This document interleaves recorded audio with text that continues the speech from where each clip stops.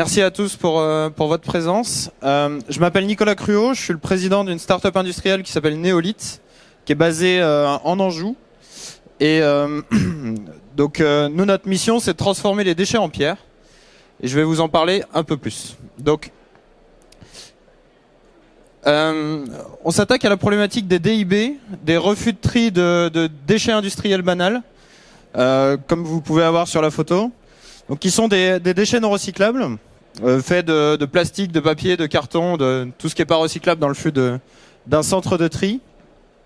Aujourd'hui, ces flux, ils ont deux destinations, soit l'enfouissement, soit la valorisation énergétique en incinération. Ces deux solutions, aujourd'hui, elles répondent à la problème technique et économique du marché, mais elles ont des lacunes et vis-à-vis de la réglementation, elles vont commencer à avoir de plus en plus de contraintes. La première contrainte, c'est sur les centres d'enfouissement. Les centres d'enfouissement, ça fait quelques années qu'il y a des réductions de capacité d'enfouissement importantes qui font qu'il y a une disponibilité beaucoup plus faible de capacité d'enfouissement. Ça, couplé avec les augmentations des taxes sur l'enfouissement, ça implique des très fortes hausses des prix d'enfouissement en France.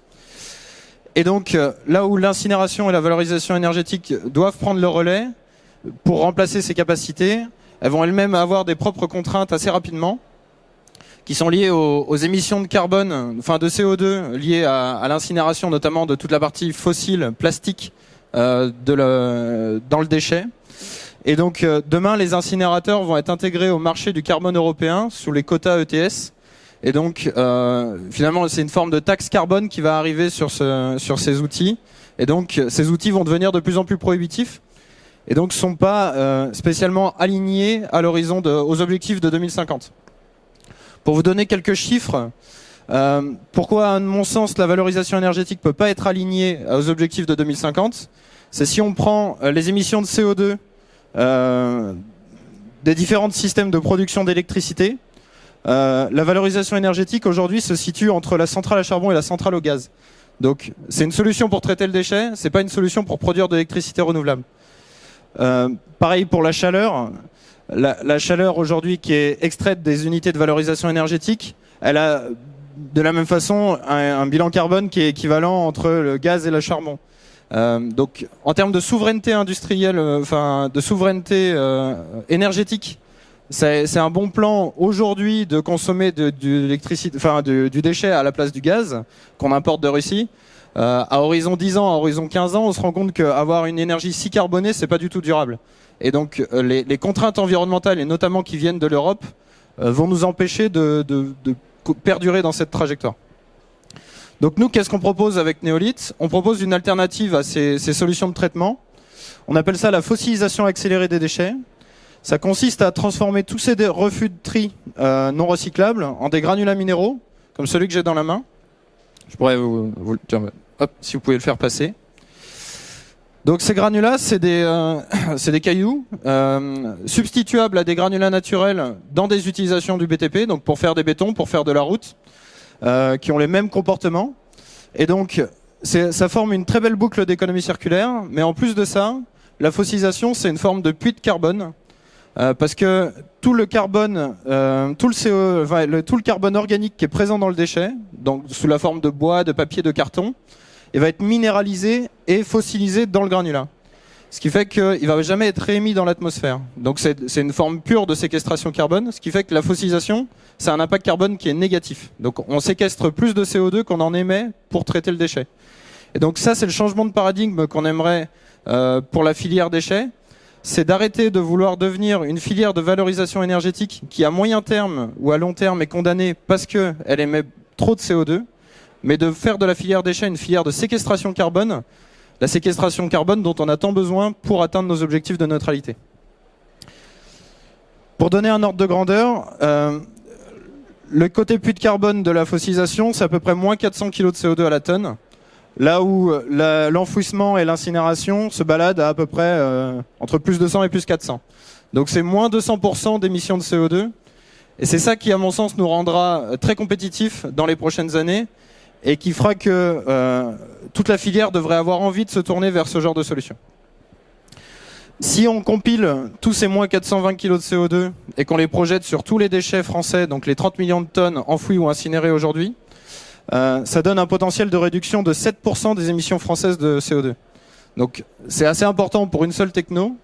Et c'est pour ça qu'on est assez convaincu qu'il faut adresser le plus de déchets possible, le plus rapidement possible, pour aller chercher presque 1/10 des émissions de CO2 de la France. Donc où est-ce qu'on se place aujourd'hui dans la chaîne de valeur?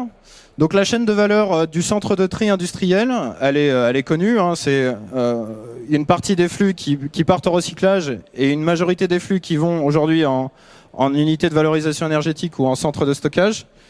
Nous, aujourd'hui, on vient remplacer la filière exutoire sur les 70% non recyclables.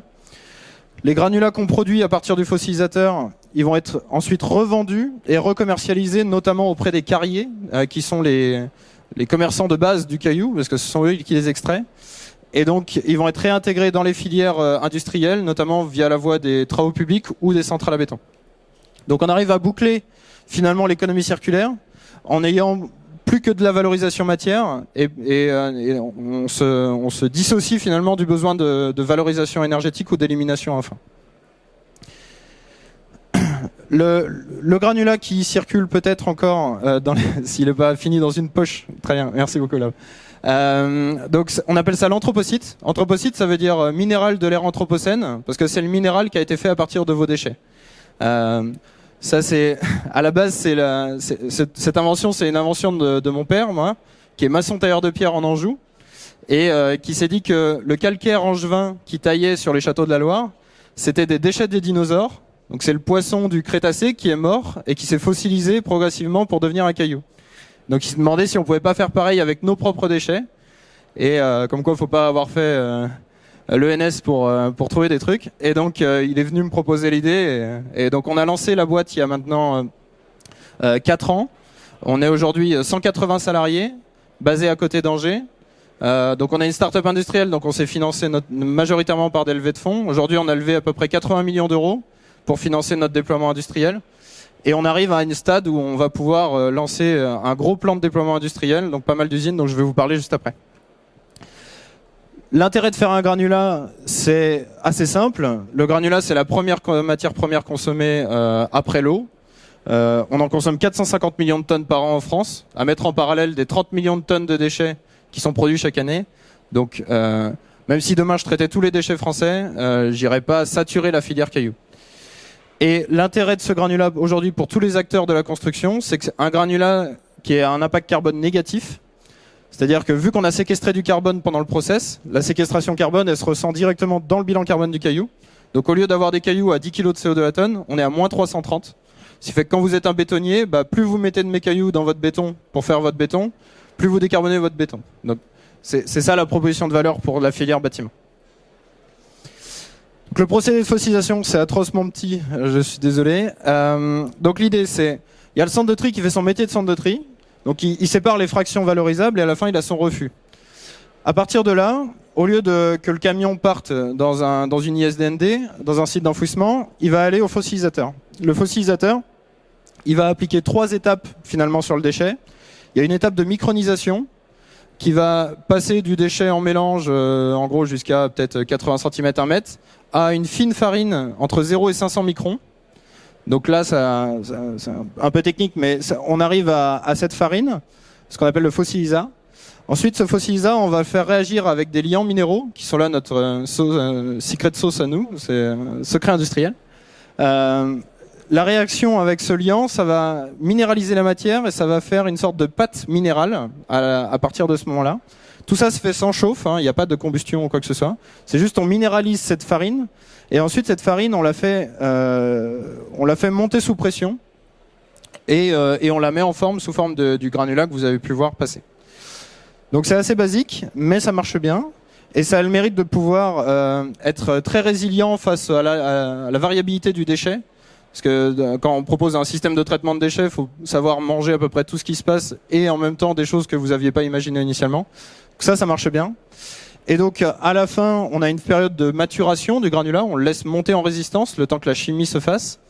Et après, on va pouvoir aller le recommercialiser via les carriers aux industriels de la construction. Donc la proposition de valeur pour le centre de tri, elle est triple.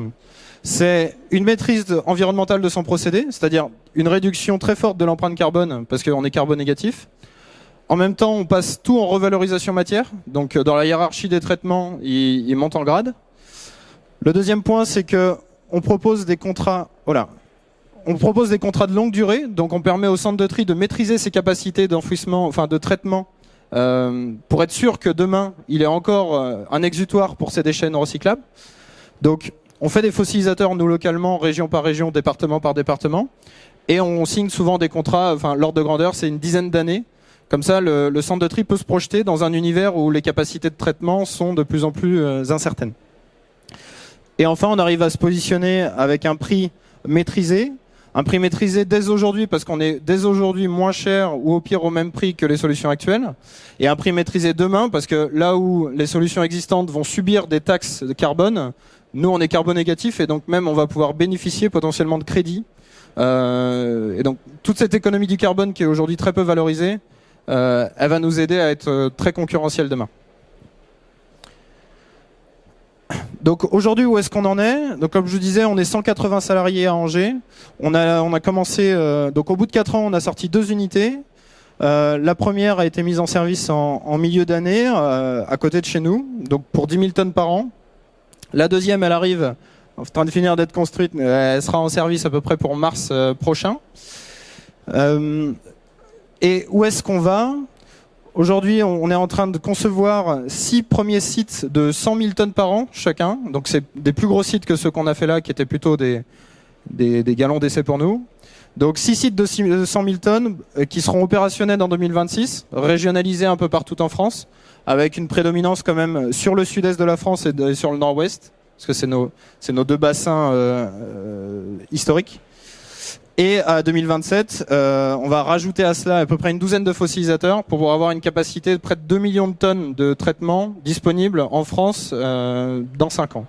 Donc ça, c'est l'objectif. Ça va permettre potentiellement qu'on respecte enfin la loi sur les capacités d'enfouissement qui doivent diminuer normalement par la loi AGEC et qui auraient dû déjà passer à peu près à 12 millions de tonnes alors qu'elles sont encore à 17. Et ensuite, ça va nous permettre également, dans ces capacités-là et dans les capacités futures, de nous internationaliser.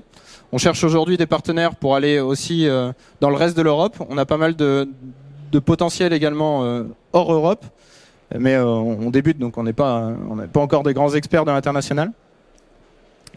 Et qu'est-ce que je voulais vous dire là-dessus?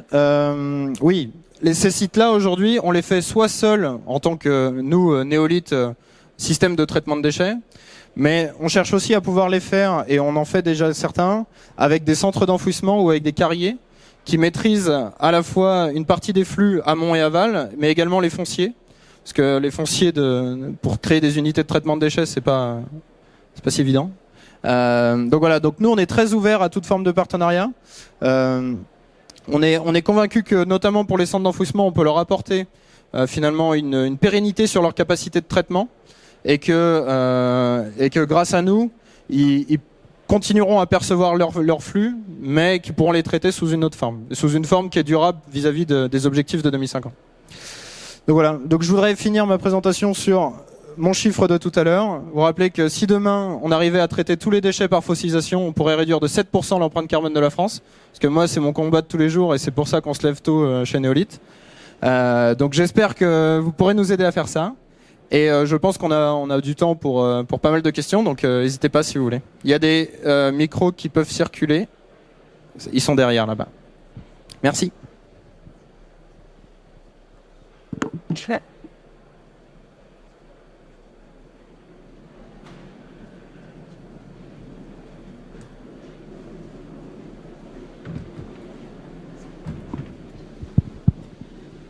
Ah.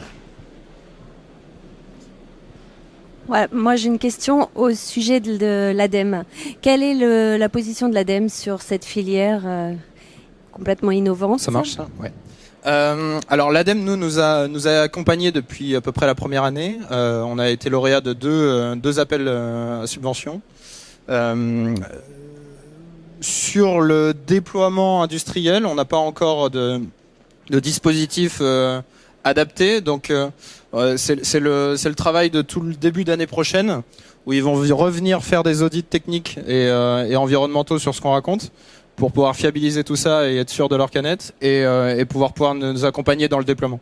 Parce qu'aujourd'hui, quand on déploie plus d'1 million de tonnes de capacité de traitement, ça les concerne aussi. Donc voilà. Donc en tout cas, on a des très bons contacts avec l'ADEME et aujourd'hui, ils sont plutôt moteurs. Et autre question au sujet de la recherche, enfin de l'implantation de nouvelles unités là. Donc vous cherchez à vous développer sur quelle région et vous avez besoin de quelle surface de terrain et d'un bassin, j'imagine d'un minimum de 100 000 tonnes, c'est ça votre... C'est ça. Nos unités standards c'est 100 000 tonnes. Donc la surface c'est à peu près 5 hectares en ordre de grandeur.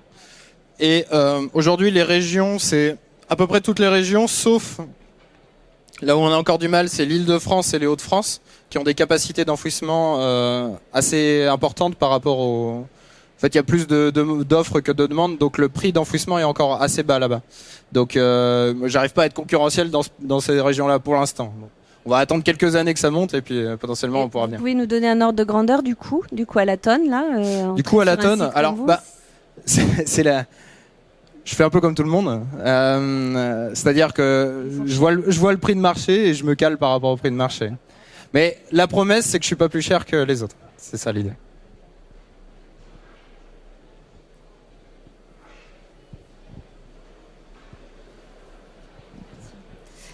Vous disiez que vos granulats étaient réutilisables dans toutes les applications du BTP. Est-ce que vous pouvez détailler un petit peu? Est-ce qu'ils le sont aujourd'hui? Non. D'accord. Non, ils seront utilisables dans toutes les... C'est vrai que j'ai tendance à pitcher comme ça. Non, aujourd'hui, on a des certifications sur les granulats pour aller notamment dans tout ce qui va être béton non structurel, qui est le premier niveau des bétons. Donc à la fois les gros bétons de sol, mais également pas mal de bétons préfabriqués. Parce qu'en termes de certification, c'est le plus rapide à obtenir. On a lancé des certifications pour aller dans les bétons structurels, des classes, alors c'est XEC1, XEC2 pour les experts, et XF1.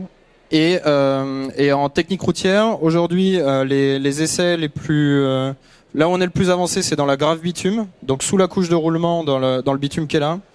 Et on travaille également avec le CEREMA, qui est le normalisateur sur la partie routière, pour arriver en sous-couche de routière, qui consomme énormément de matériaux. Donc ça, je pense à horizon 2 ans, on y sera. Je vois pas de problématique.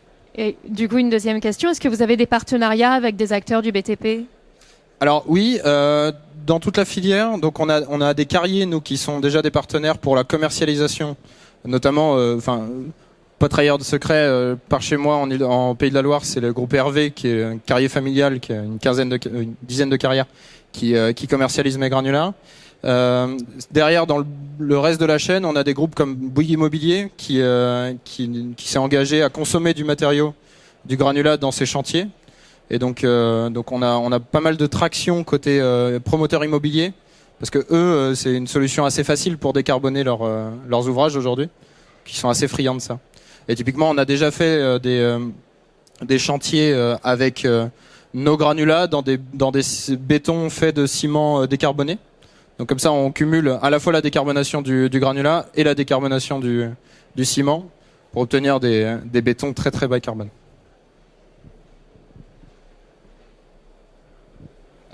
Est-ce qu'il y a d'autres questions? Là-bas. Merci.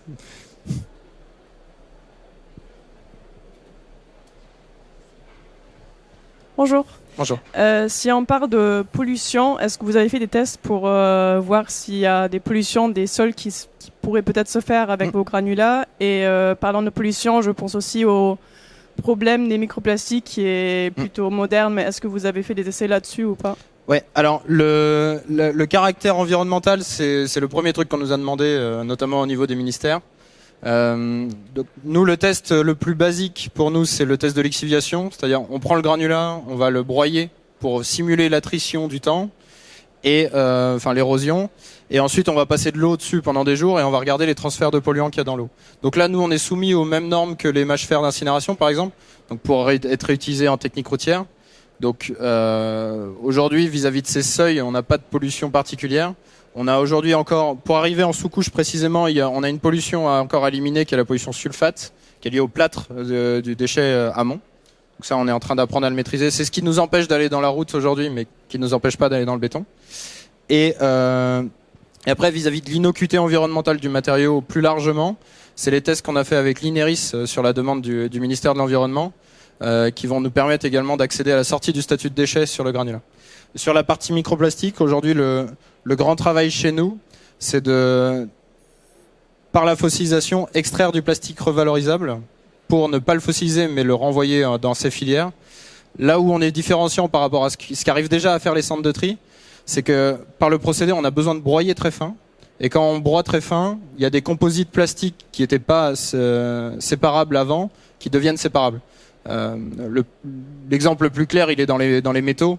Quand vous avez des clous dans une planche et que vous broyez la planche, vous pouvez sortir les clous du reste du bois. On a pas mal de R&D également pour sortir les plastiques de cette façon-là. Donc, à moyen terme, je pense qu'il n'y aura pas de plastique dans mes granulats. À court terme, je considère que le niveau de confinement du plastique est beaucoup plus élevé là-dedans que sur une peinture de route où c'est déjà des polymères. Donc, on n'a pas vocation à les laisser, mais comme vous l'avez dit, c'est une contrainte assez récente. Et donc, en tout cas, on a bien en main parce que on veut être une solution prête pour 2050, donc autant anticiper les réglementations à ce moment-là. Bonjour. J'ai juste une question sur les limites de déchets que vous pouvez accepter, parce que vous nous dites que tout type de déchets en fait peuvent passer dans ce type de granulat, mais est-ce qu'il n'y a pas quand même une limite, peut-être sur le dimensionnement ou le type de déchet? Alors aujourd'hui, donc le premier marché qu'on adresse, c'est le déchet industriel. Donc déchets industriels et encombrants en gros. Sur ces déchets-là, grosso modo, à part quelques trucs qui sont pas broyables, comme par exemple des bitumineux, on n'a pas grand-chose qui nous embête. Les autres déchets qu'on est en train d'apprendre à traiter, c'est l'ordure ménagère, parce que là, on a des fractions putrescibles qui viennent un peu polluer le process, quoi. Donc, on est en train d'apprendre à faire ça. On pense qu'on sera bon là-dessus d'ici 2 ans. Donc, il y a une bonne partie de la R&D qui est sur le sujet. Mais aujourd'hui, je peux pas affirmer que je sais traiter les 15 millions de tonnes d'ordures ménagères. Je peux traiter que les 15 premiers millions de tonnes de déchets industriels. Mais le temps que j'arrive déjà sur ça, on aura bossé. Il y avait une question, je crois, au fond. Non, c'est bon. Est-ce qu'il y a d'autres questions, remarques, critiques, peut-être? J'avais mon équipe qui était là au cas où, s'il y avait vraiment pas de questions, ils pouvaient m'aider. Mais ils ont le logo, donc ça marche moins bien. Je vais pas vous embêter plus longtemps. On a un stand. C'est quoi le numéro du stand? Je sais plus. On est à l'entrée du hall 2 en diagonale. On a un gros stand néolithe. Et si vous voyez des gens avec des petits N, vous pouvez leur poser des questions. N'hésitez pas. LB033. Merci.